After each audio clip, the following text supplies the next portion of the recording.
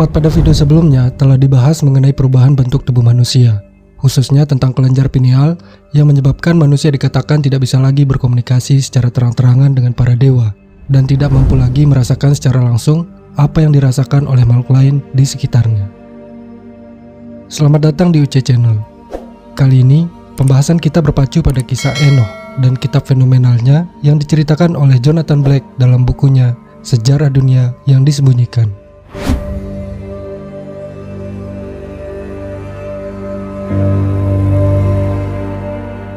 Salah satu hal menarik yang dituliskan Jonathan dalam bagian ini adalah tentang kehidupan Enoch. Enoch belakangan ini kembali mencuat ke permukaan akibat salah satu kitabnya yang fenomenal bernama Book of Enoch.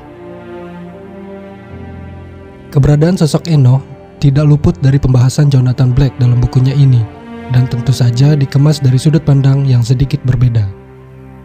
Dalam bagian 7 buku ini, Jonathan menyebutkan mitos pahlawan-pahlawan Yunani seperti Chemus, Hercules, Theseus, dan Jason, yang mana mereka adalah pahlawan yang paling terkenal dalam sejarah manusia. Namun, tokoh-tokoh pahlawan ini tampaknya tidak termuat sama sekali dalam catatan Alkitabiah. Menurut tradisi kuno, tokoh-tokoh ini dilestarikan dalam perkumpulan esoteris. Salah satu tokoh yang dipercaya oleh penganut ajaran esoteris adalah Chemus. Dalam ajaran esoteris, Chemus dikenal sebagai Enoch, yaitu manusia pertama dalam tradisi Ibrani, tempat para dewa memohon pertolongan. Dalam Genesis dikatakan bahwa Enoch hidup hingga berumur 365 tahun sebelum akhirnya ia diangkat Tuhan ke surga, tanpa melalui kematian fisik sebagaimana manusia pada umumnya. Dalam bagian ini juga dikatakan bahwa setelah hidup selama 65 tahun, Enoch memiliki anak laki-laki dan perempuan, salah satunya adalah Methuselah. Kemudian selama 300 tahun, umurnya dipergunakan untuk menjalani hidup yang sangat dekat dengan Tuhan. Bahkan dikatakan bahwa selama 300 tahun itu, Enoch bergaul dengan Tuhan.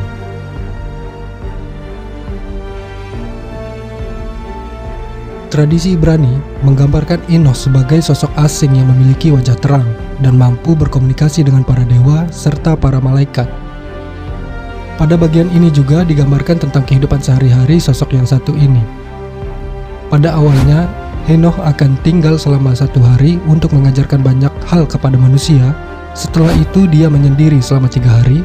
Kemudian, lama-kelamaan Enoch hanya menyisakan 1 hari dalam seminggu, lalu menjadi 1 hari dalam sebulan, dan akhirnya ia menyisakan 1 hari dalam 1 tahun untuk mengajarkan manusia di sekitarnya tentang banyak hal. Ketika Enoch tidak datang untuk mengajar, orang-orang menantikannya kembali untuk mengajar.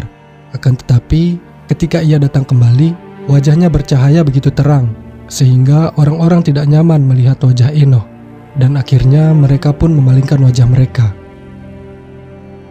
Lalu kemanakah Enoch ketika ia menghilang dari orang-orang yang menunggu kedatangannya? Pada bagian ini tidak dijelaskan secara gamblang apa yang dilakukan Enoch. Akan tetapi seperti yang sudah disebutkan sebelumnya, bahwa Enoch bergaul dengan Tuhan. Ia hidup dekat dengan Tuhan dan mampu berkomunikasi dengan para malaikat, hingga ia menerima wahyu dari Tuhan. Sebagaimana yang dikatakan buku ini, ayah dari Enoch yaitu Yared adalah sosok terakhir yang mengalami visi tanpa jeda dari gelombang penerus para dewa, malaikat-malaikat dan roh-roh yang memancar dari pikiran Tuhan.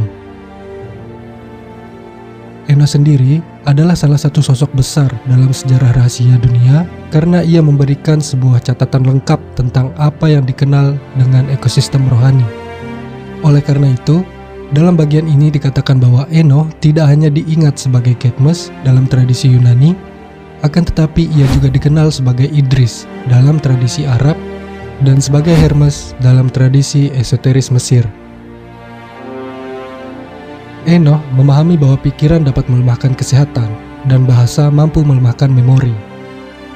Enoch juga meramalkan sebuah bencana yang akan menghancurkan segala sesuatu yang dibuat manusia, kecuali apa yang ada di kepala manusia. Sebelum Enoch diangkat ke langit oleh Tuhan, ia telah mengasingkan diri semakin jauh hingga ke gunung yang tanahnya tidak ramah untuk ditinggali, serta seringkali terjadi badai dan orang-orang yang disebut sebagai pengikut Enoch menjadi semakin sedikit. Enoch pernah berkata,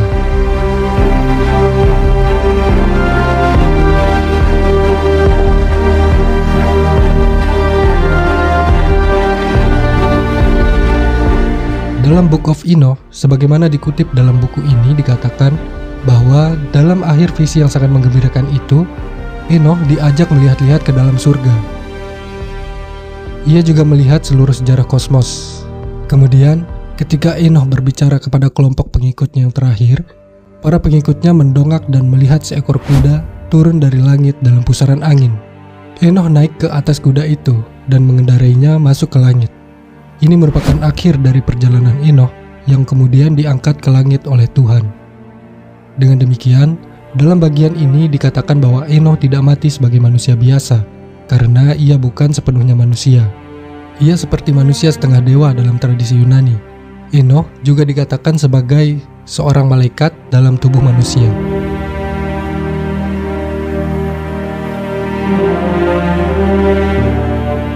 Itulah pembahasan singkat tentang isi dari bagian 7 buku Sejarah Dunia yang Disembunyikan karya Jonathan Black. Pembahasan dalam video ini hanyalah sebuah ringkasan dari beberapa hal yang dibahas oleh Jonathan Black dalam bagian ini. Jika Anda membaca bukunya langsung, Anda akan dapat menemukan informasi tentang suku Amazon yang merupakan ras prajurit perempuan pertama yang mengendarai kuda di medan perang.